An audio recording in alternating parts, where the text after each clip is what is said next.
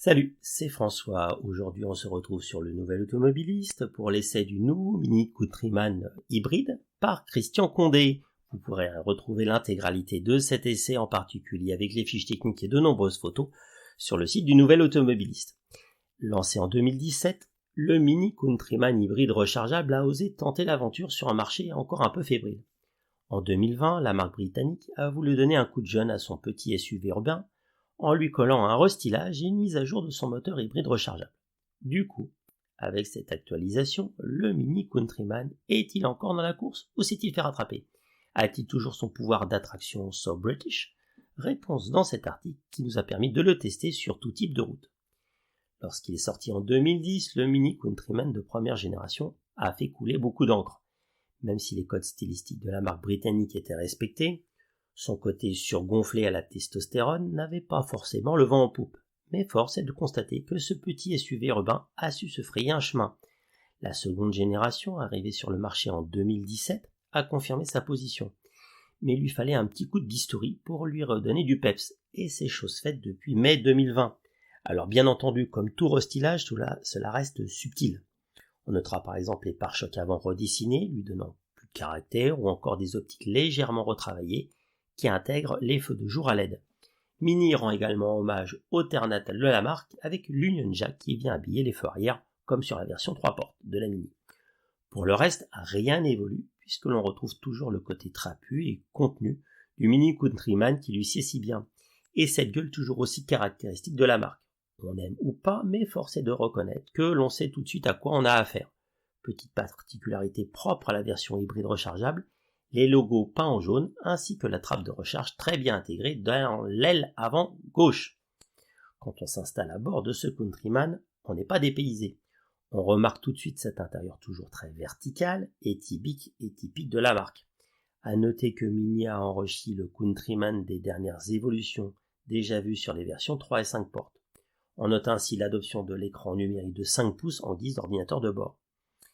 Étant solidaire du volant, la partie basse de l'écran est assez illisible lorsqu'on conduit, et du coup, on est sans cesse en train de tendre le cou pour voir les informations comme la conso ou encore l'état de charge de la batterie. Autre problème avec cet écran, il est très vite sujet à devenir invisible quand le soleil est très présent. Côté équipement, l'écran central de 8,8 pouces de la planche de bord regroupe tout l'infodivertissement avec une très bonne réactivité grâce à sa dalle tactile en plus du système Mini Drive.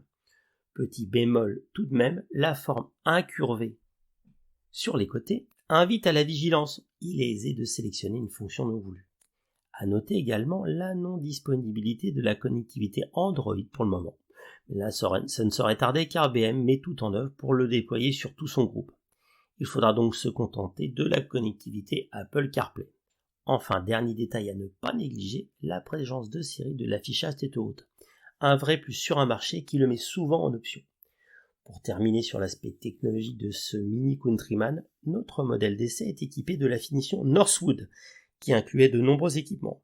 On peut ainsi citer l'accès confort, la commande électrique du coffre ou encore le toit ouvrant panoramique en verre qui donne beaucoup de lumière dans cet espace assez confiné. Côté attirail technologique au service du conducteur, celui-ci se part de la caméra de recul avec ses radars de stationnement avant-arrière, du système de manœuvre automatique dénommé, c'est original, Park Assist, ou enfin de la connectivité de recharge par induction. À noter que cette édition limitée représente tout de même un surcoût de près de 6 500 €. Bien que son gabarit global laisserait présager une modularité et une habileté étriquée, il n'en est rien au final. L'assise des sièges avant est très confortable avec un bon maintien latéral. Pour l'arrière, l'espace se révèle très correct avec une bonne assise sur la banquette. À noter que celle-ci se montre très pratique puisqu'elle profite d'un système rabattable 40-20-40. Côté coffre, celui-ci se montre plutôt généreux avec 452 litres au global en version 5 places. Cependant, cette capacité de chargement est réduite sur les versions hybrides rechargeables comme la nôtre. En effet, avec sa batterie disposée sous le plancher du coffre, le volume chute à 405 litres, ce qui reste tout de même très acceptable. Autre subtilité sur ce Mini Countryman, la banquette coulissante disparaît avec l'hybridation. Pour compenser ces désagréments, le Mini Countryman dispose de nombreux rangements dispersés un peu partout dans l'habitable, comme les contreportes ou encore un bac de rangement dans la couloir centrale. Sur le plan mécanique, ce Mini Countryman SE All 4 évolue aussi peu que sur le plan esthétique. Pour tout dire, le moteur 3 cylindres perd même quelques chevaux pour passer à 125 contre 136 dans la version précédente. Cela est dû à la nouvelle norme Euro 6D Full auquel se conforme cette version revue. Afin de compenser cette perte de puissance, le moteur électrique basé sur le train arrière passe de 88 chevaux à 95 chevaux. Et la capacité de la batterie grimpe à 10 kW, c'est ça le plus intéressant, contre 7,6 pour la version précédente. Grâce à tout cela, la puissance cumulée est de 220 chevaux et la transmission à 4 roues motrices est conservée. Côté consommation, celle-ci se montre plutôt acceptable vu le poids de l'engin, près de 1800 kg sur la balance. En effet, avec ses 6,9 litres au 100, il reste dans la moyenne basse du marché. Ceci est dû à l'optimisation de son système hybride, mieux géré que sur la version précédente. Comparé à certains hybrides rechargeables, le Mini Countryman SE All 4 ne démarre jamais en électrique. Il se met en marche avec le mode Auto e-Drive dès le début afin d'optimiser les consommations.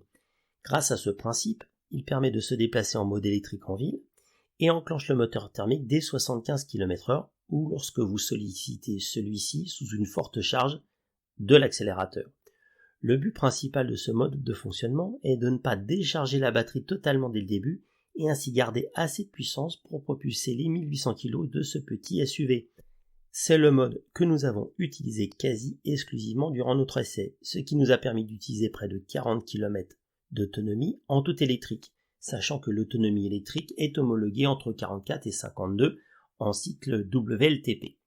Deux autres modes sont également disponibles. Le premier, dénommé Maxi Drive, permet un usage en 100% électrique et ce jusqu'à 125 km/h, tandis que le second favorise le maintien de la charge de la batterie à 90% de sa capacité. Le but de ce deuxième mode est de profiter de l'usage de la batterie ultérieurement lorsqu'on rentre dans une zone à faible émission. Le problème est que la consommation explose et on atteint facilement près de 10 litres au 100 dans cette configuration. Dernier détail, et non des moindres, la recharge. Bien qu'il nous ait été très difficile de le recharger car il y avait peu de chargeurs disponibles, ça arrive. En particulier quand on n'a pas la bonne carte de recharge par rapport aux bornes, tout cela reste quand même compliqué. Le constructeur estime près de 5 heures sur une prise domestique pour recharger la batterie ou encore 3 heures et 12 minutes sur une borne publique. Ceci étant dû à sa capacité de recharge qui plafonne à 3,7 kW. Sur route, on pourrait se dire que le point important du Mini Countryman nuit sans doute à son comportement routier. Il n'en est rien, grâce notamment au tarage des suspensions toujours aussi bien calibrées. En effet, même si la suspension se révèle ferme, le comportement se montre toujours aussi efficace, offrant peu de roulis et un placement précis en entrée de virage. Le surpoids ne se fait donc pas trop sentir. De plus, la transmission à 4 roues motrices rend le voyage plus sécurisant. Et les pneus larges à flanc haut de notre modèle d'essai participent à ce sentiment de confort. Un vrai plus face à des concurrents qui privilégient souvent plus le côté esthétique des jantes qu'au confort. Et justement, parlons-en de la concurrence.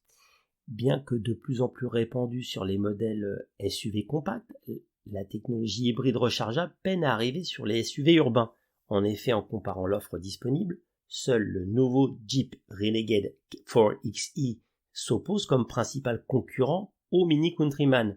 Même si l'américain profite de deux niveaux de puissance, 190-240 chevaux, avec lui aussi 4 roues motrices, son gabarit et son volume de coffre, 333 litres, le pénalise face à son concurrent britannique. Et si on agrandit notre champ d'observation, on peut également le confronter au Renault Captur E-Tech hybride rechargeable. Bien que moins cher sur le papier, le SUV urbain français ne dispose que de 160 chevaux en puissance combinée et n'est disponible qu'avec 2 roues motrices. On peut penser également au DS3 Crossback, mais qui n'est disponible lui qu'en version électrique et non hybride, et son rayon d'action est beaucoup plus limité que le Mini Countryman. Grâce à ce restylage, le Mini Countryman bénéficie surtout de l'optimisation de son modèle hybride rechargeable. La chaîne cinématique a été perfectionnée et rend son utilisation plus facile au quotidien. Cependant, pour maximiser son usage, il faudra vous assurer de votre capacité à le recharger à la maison ou au travail. Côté style, si vous cherchez un SUV urbain, chic, avec un look, ce Mini Countryman vous conviendra parfaitement, notamment pour une famille seulement de 4 personnes.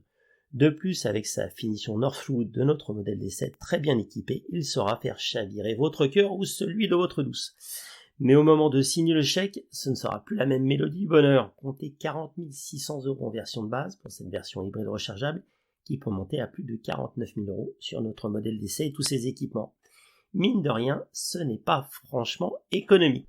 Vous pouvez retrouver l'intégralité de cet article accompagné de superbes photos et de quelques tableaux sur les données techniques. Article écrit et photos par Christian Condé sur le site du Nouvel Automobiliste et pensez à vous abonner au podcast du Nouvel Automobiliste sur toutes les bonnes plateformes d'écoute.